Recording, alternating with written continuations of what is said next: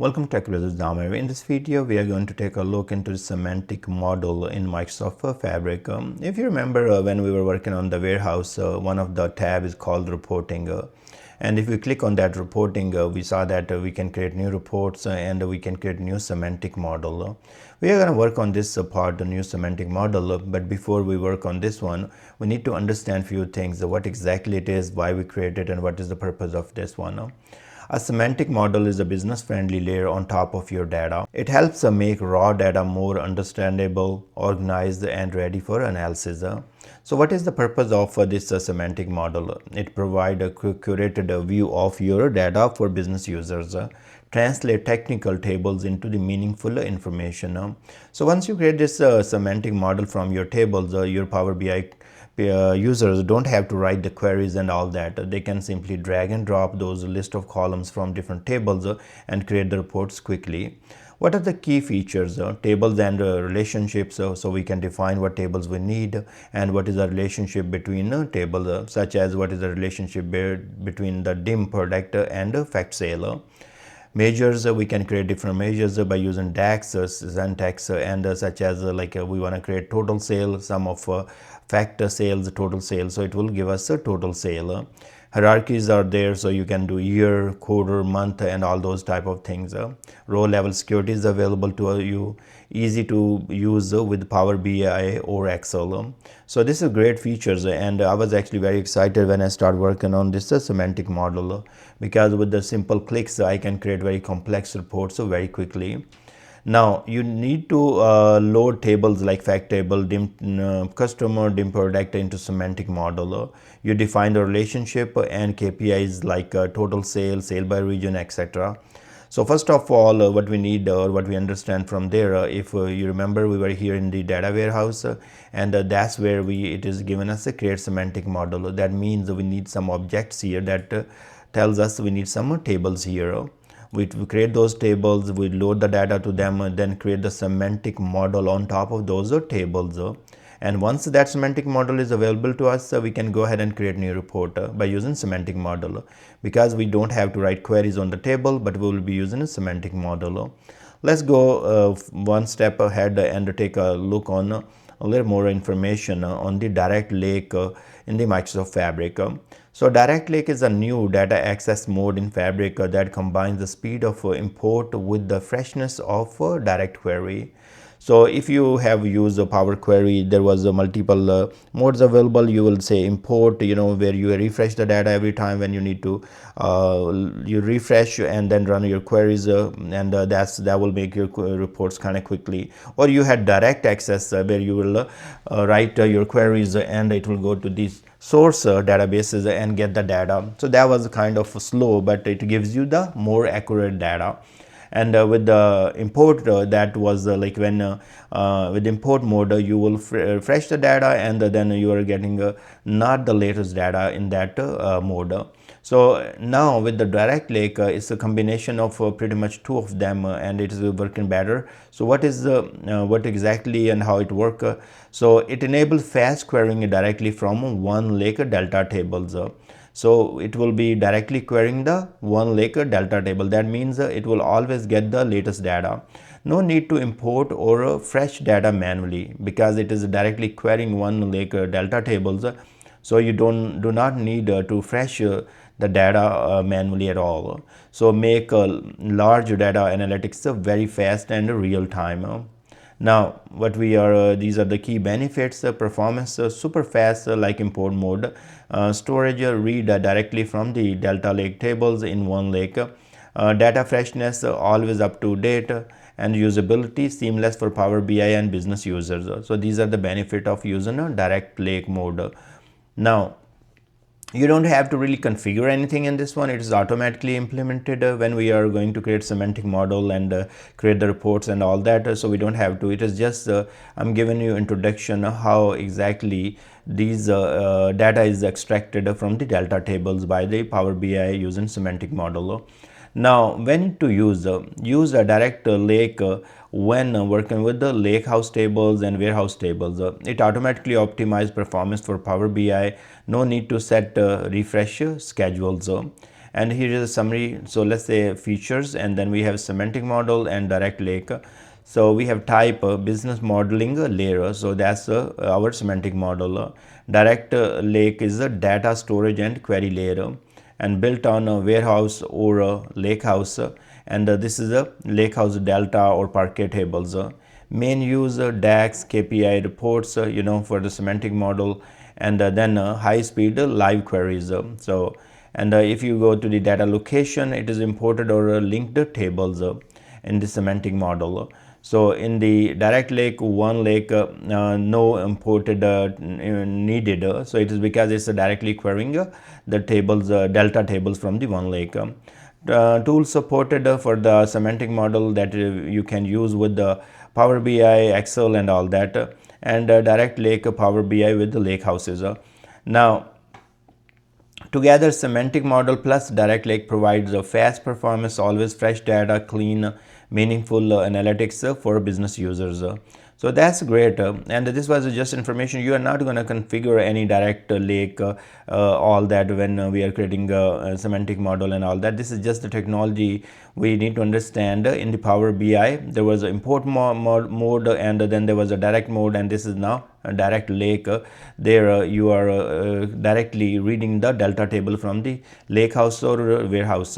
So what is star schema in data warehousing? A star schema is a logical structure in data warehousing where a center with the fact table is connected to multiple dimension tables. It is like a star because the schema layout looks like a star when diagrammed. Now, what are the key components of star schema? We have fact table that contain transactions, measures, data such as sale, revenue, quantity, etc. And then we have dimension table that contain descriptive attributes to the slice and filter factor such as product, customer, data, store. And then you have primary key and foreign key. Dimension tables have a primary key which is a reference as a foreign key in the fact table. In the warehouse, you will still have the relationship between that, but there is no automatic relationship the way we have in SQL Server, where we create those primary keys and foreign keys and reference them. In the warehouse, you have to do it all manual. So that's the primary key and foreign key relationship is not enforced in a warehouse. Now, advantages of star schema: simple and easy to understand, optimized for query performance and reporting, ideal for OLAP and BI tools like Power BI. And here is the diagram. You have a fact table in the middle, and then you have dimension table on the side, and they are connected with the keys. So here is customer key, and you can see the customer key as a foreign key here in the fact sales. Also here is the dim product, and you can see the product ID is also here. So this is how it will look like. Now the real work start after we understand the definitions, and maybe some confusions are still there. We are going to go ahead and start with the very basic.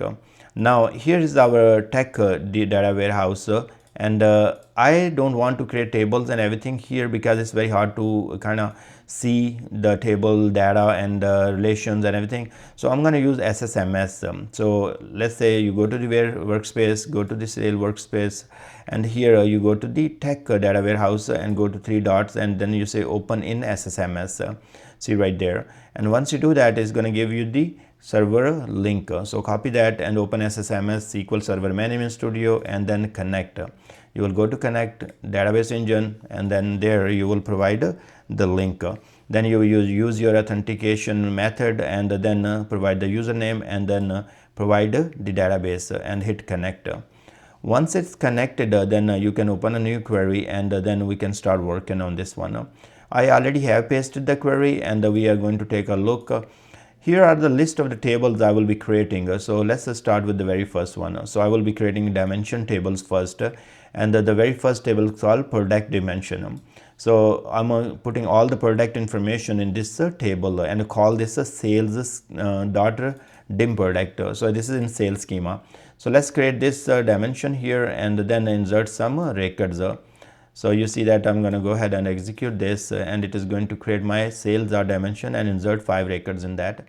Now I will go ahead and create the customer dimension. It has customer ID, first name, last name, and country. So I can simply go ahead and create customer dimension, and then I'm going to go ahead and create a date dimension.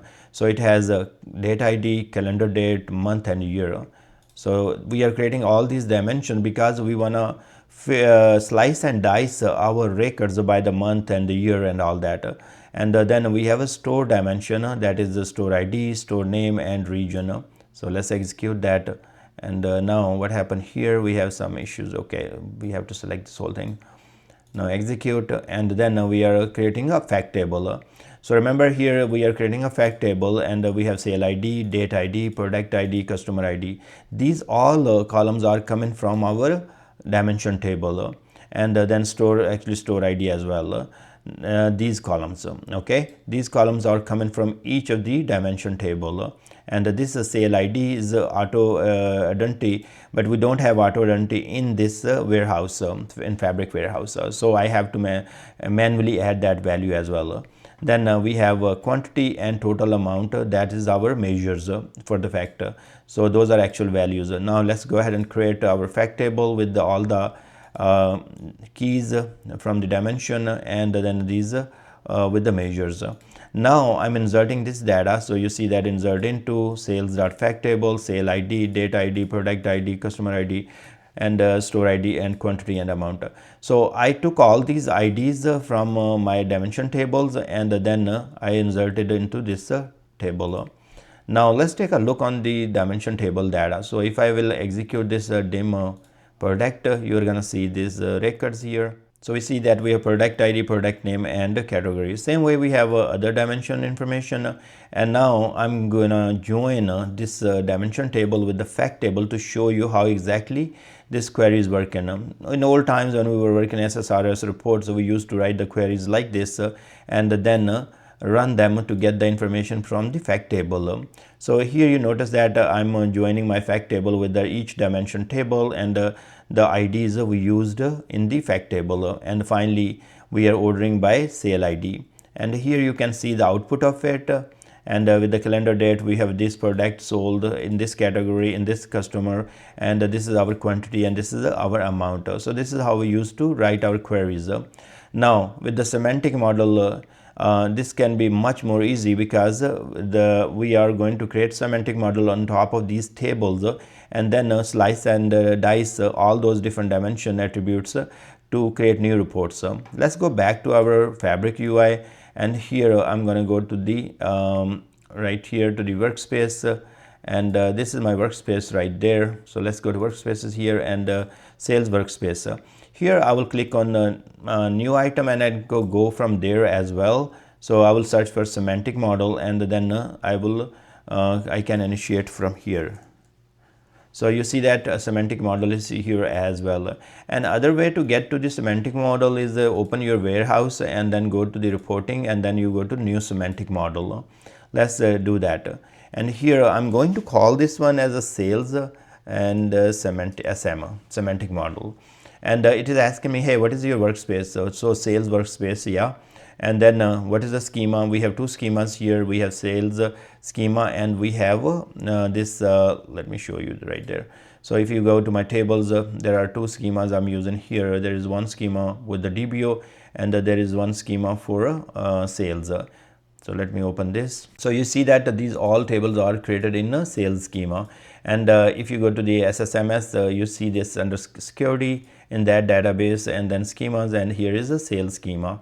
So that's good. Now we can go back here, and then tell it like, hey, I only want to select the tables from a sales schema, and then I will select all the columns, because I have selected already sales schema here. If I don't want to include some column, I can always just go ahead and unselect, but in my case I'm gonna include all dimension tables and fact table as well. So now we will hit confirm or okay, and our semantic model is created. Now what we can do, we can automatically update semantic model. If you want, we can always click here, and it's going to show us all those dimension table and fact table, and it's going to update.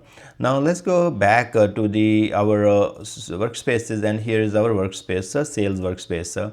Now if you scroll down a little bit, you're going to see your semantic model right there. So you can click on that one, and there are a lot of options. You can click right here on three dots, and you can do tons of things from here. I'm gonna leave this entire options later, because I will be creating a separate complete tutorial we will be including in this tutorial, but there would be a separate related to the semantic model and different options. But right now I just want to go and cover as a part of this warehouse. So click on that semantic model, and then you will be going to open a data model, and here we will be providing the relationship. Now just minimize this part, and let me bring the fact table in the middle so I can scroll this down right there, and now you guys can see a little better. And here is your zoom in and zoom out. So if you want to do zoom in a little bit or zoom out, you can do that. Now you see there we have dim customer, and you can see right here name dim customer, storage is a direct lake mode. So that's I was telling you about direct lake. Remember that that's a better and faster method to get the data, because it read the data directly from the delta tables. And now what we are going to do, we are going to create the relationship here. So my customer, dim customer, and here's my customer ID, and this is customer ID in the fact table as well. So I'm going to go ahead and create the relationship. So drag this to the customer ID here, and then let me see. Okay, so it didn't do anything crazy, because here on top of that say it's a viewing mode, and I need to go to the edit mode so I can make changes. Okay, now we are in editing mode, and we are all good here. I'm going to bring the fact table again, and then we will click right there. Okay, now customer ID has to be connected with customer ID, and you can see that from dim customer. So and then two factor table, is that many to one or one to many? In my case it's one to many, because there would be one customer ID in a dimension table that will be connected to many records in the fact table. And here you can see that customer ID and customer ID is highlighted. So just make sure that's correct and hit OK. Now let's go to the second, and here is our dim date, and in this case I'm going to drag the date here, and then is going to select.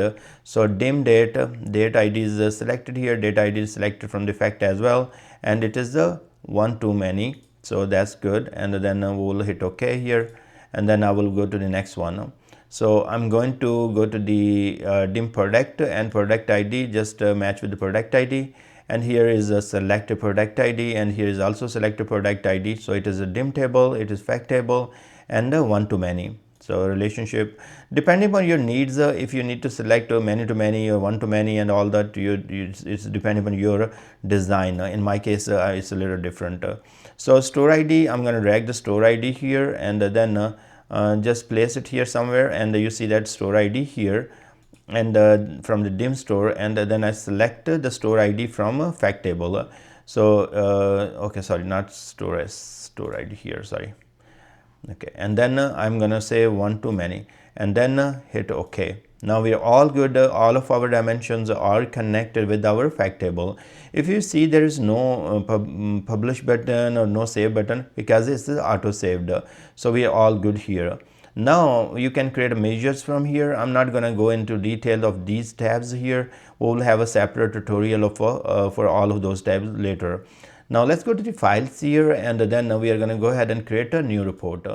All the hard work we have done, now it's going to pay off, because you can see right there under the data, you can see those dimension tables and the fact table that we have added to the semantic model, right?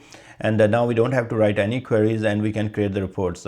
First of all, I want to bring a table here, so I clicked on the table here, and a little bit making it big so we can see the data quickly. Now first of all, think about that. I want to go to the dim product. I want to get the product name. Once I click there, I'm going to get the product name right here, and then what I want to do with the fact, I want to see how many quantity of these items were bought. So desk chair 1, then we have laptop 1, then we have smart phone 1, so all that. Now here let's make it a little bigger. Okay, fine, this is good. Now what we want to add, we also want to add a total amount. So once I click right there, you can see that it is adding that. How about who has bought and what was the name of that customer? So we'll add the first name, and you can see that the first name is added to it, and this is a total, like total quantity, total sum is coming fine. And now how about last name? So we can add last name as well. And then in the demo, I want to see the month in which this product was bought, so or sold. So here we have a year, month, and all that. So see how easy it is. The user doesn't have to write any queries, otherwise they will be stuck like me writing these queries, something like this. So just having the semantic model created on top of our data and providing to the user, they are in heaven. They can do all different things. So if we forgot the store name, let's select the store name, and you can see right there now store name is added as well. So now if we want to just exclude the store name, we want yearly data, monthly data, I want to remove it, first name as well. And what I want to do, I want to create a graph chart here. So you see right there, if let me zoom in a little bit, and you see that we have here is the product, but I don't want the product in this chart. I'm going to delete the product, and then it's just given me in the entire sale. But I'm interested in one thing. I'm interested in the let's say in this case I'm going to go to customer, and I'm interested in country. So now I'm just selecting the country from the customer, and now whole data is divided across the country, and depending upon the sale. So you can just hover and see, you know, how much amount was sale in each of the region.